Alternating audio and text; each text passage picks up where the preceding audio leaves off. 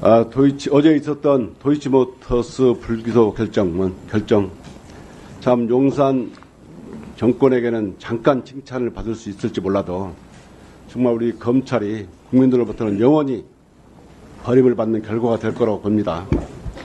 2024년 10월 17일은 70년 검찰 역사상 가장 지옥스러운 날이고 검찰의 사망 선고가 있는 날입니다. 지난해 있었던 명품백, 디올백 불기소 결정 어떻습니까? 김건희가 명품백을 받는 장면을 온 국민이 봤습니다.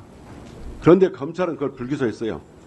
공직자의 아내가 그런 명품백을 받아도 된다는, 금지된 물품을 받아도 된다고 허용해 준 겁니다.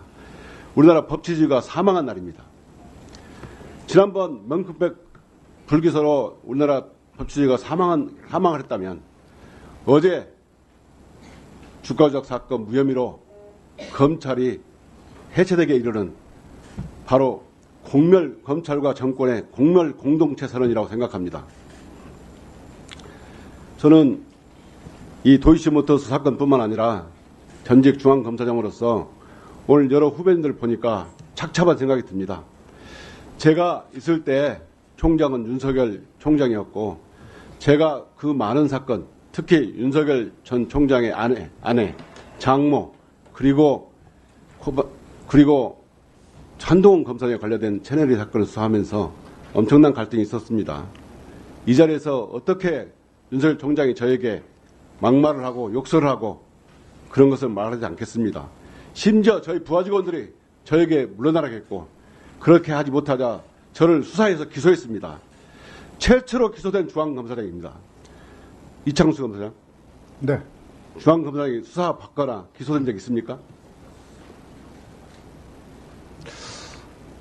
모르시죠? 않습니다. 예. 저는 중앙검사장으로 근무할 때 이렇게 윤석열 총장으로부터 서슬퍼렇게 대검에 윤석열 총장이 있으면서 이렇게 검사들을 압박하고 수사를 못하게 막았습니다. 특활비를 주면서 검사를 불러서 검사장 몰래 부르고 회유했습니다. 저는 그걸 목도했습니다. 그런데 어느 날 이창수 부장이 저에게 찾아왔습니다. 대검에서 윤석열 총장이 오라고 하는데 안 갔다. 이렇게 말했어요. 기억나십니까? 네. 그때 제가 왜 안 갔냐고 물었습니다. 그러자 이창수 부장은 옳지 않다고 생각해서 안 갔다 했습니다.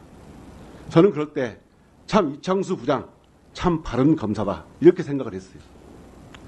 그때 저에게 윤석열 총장이 옳지 않다고 생각했던 이창수 부장은 지금 어디 있습니까? 저는 도이치모터스 사건 불기소를 끊고 별의별 생각이 다 듭니다. 정말 준사법기관을 자처하는 검찰이 무능을 자처하면서 이렇게 김건희를 보호하고 있는 것이 이해가 안 됩니다. 원금을 보장해주는 주식주가 있습니까? 윤석열 총장으로 있을 때는 대검에서 당무 보호 문건을 만들자니 어제는 윤석열 전 총장의 아내에게 면죄부를 주게 한 보도자를 만들었습니다. 그리고 10쪽짜리 보도자료 모자라서 100쪽짜리 PPT를 띄우고 무려 기자를 상대로 4시간 동안 설명을 했다고 합니다. 이렇게 불기소를 하면서 브리핑이 어디 있었습니까? 검찰이 발표한 보도자료를 보면 마치 김건희의 변론 요지서와 같습니다. 정말 부끄러웠습니다. 이 보도자료를 보면서 정말 검찰의 의견인지 눈을 의심했습니다. 휴대폰 반납하고 아련 조사까지 받아가면서 김건희에게 들었던 말이 기억나지 않는다. 이것뿐입니까?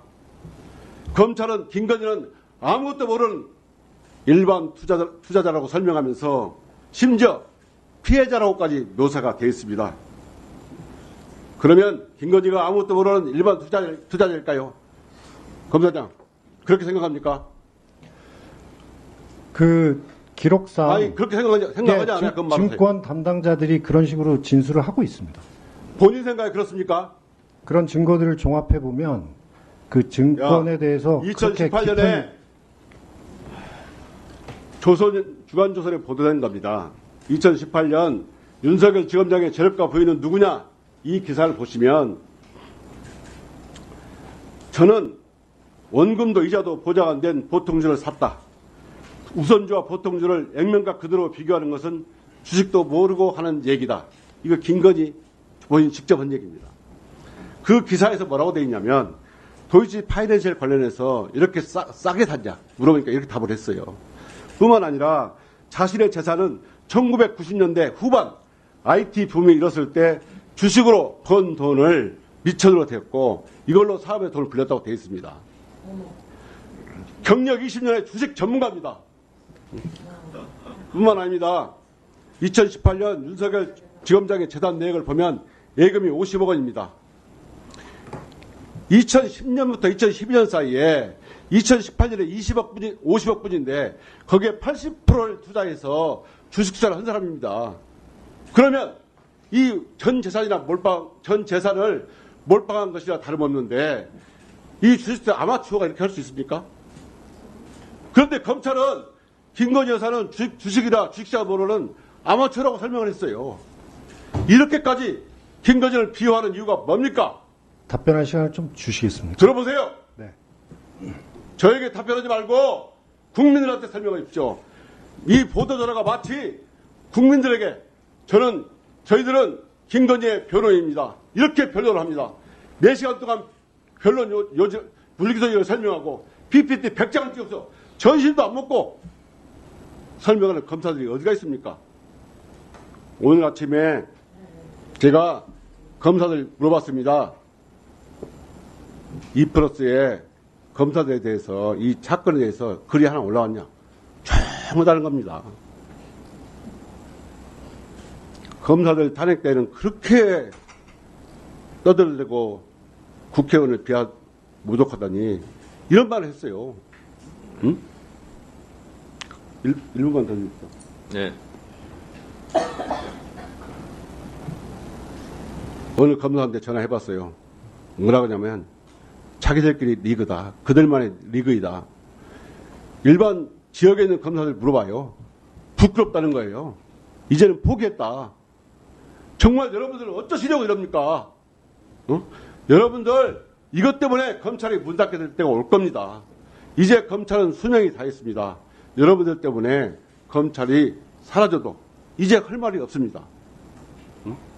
디올백 사건에 의해서 검찰이 법치주의 사망을 선고하고 이번 도이치모터스 주가 조작으로 인해서 검찰은 국민들로부터 완벽하게 신뢰를 잃었습니다.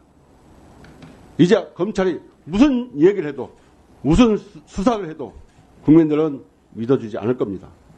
여러분들 정말 역사에 큰 죄를 진 겁니다. 용산 정권과 검찰이 한 몸이 돼서 검찰 역사를 오역해서